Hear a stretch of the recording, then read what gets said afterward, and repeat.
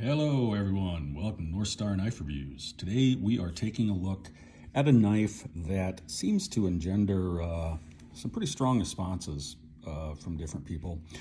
One of those things that a lot of people seem to either love or hate. Now there are some people who are sort of indifferent, but I'm on the love side of this, and this is the Peasant knife from Svörd.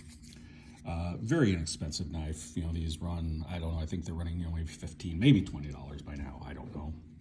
But I like friction folders. Now, friction folders aren't for everyone. They don't come with all the bells and whistles. They're maybe not as efficient as a lot of other knives, but I like them because they connect you to the past. Now, just because something's in the past doesn't mean it's better by any means. And for a lot of uses, there are other knives that are going to be better than this, but there's just something about holding it and knowing that 500 years ago somebody would have used a knife, different materials, but the design would have been very, very similar. There's something kind of cool about that.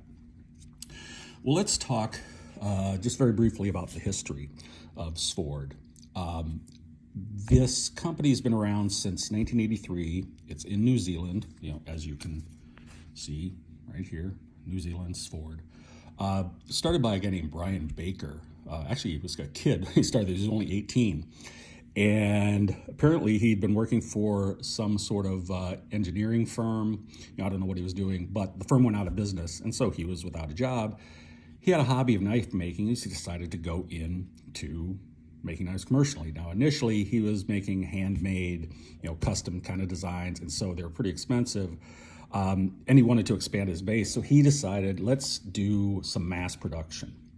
And he modeled this after a 16th century Bavarian knife.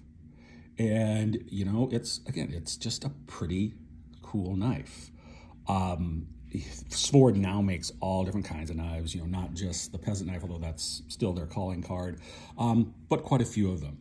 Now, this knife, and you can get these Peasant knives in this normal size. I think they have a giant one now.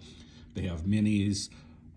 They even have a micro Peasant knife that's maybe this big and has a little keychain. I'm not sure I would want to carry a friction folder on a keychain, but you do you. And we'll talk about that. Actually, let's talk about that right now, because one of the things with a friction folder is if you're going to carry it in your pocket. Now, this one's big enough that it isn't that much of an issue, but if you're going to carry it in your pocket, you might want to have it in a pocket slip, because what you really don't want is for it to, come open a little bit and then, whoops, dropping it, come open a little bit and then you stick your hand in your pocket and you cut yourself. Now, this one's big enough that, I can put it in my jeans, just tip down, and it's not going to flip to have tip up, and so it's pretty safe. But today I carried it. This is a little knife slip that my oldest daughter made for me for Christmas. 2 layers of material. She loves to sew. Wish I had that talent, but it's really not meant for this knife. But I stuck it in here today, to carry it in my pocket, and just worked pretty well. I will be using this for other knives, but having a slip with one of these friction folders is really generally, I think, a good idea, especially if they're a little bit smaller than this. Anyway, let's take a look at this knife itself. The polypropylene handle, just plastic. You can get wood. I think you might be able to get metal handles. I'm not 100% sure on that, but I know you can get some wood handles. It's held together just with a couple of flathead screws. Easy to take apart. If you need to clean this, you just unscrew it, you clean it, you screw it back together. You don't have to worry about spring tension. You don't have to worry about any of that stuff. It's just take it apart, put it back together. Very simple. The blade is made of 15N20 steel on these. It's a high carbon steel. It's actually from Sweden, if I'm not mistaken.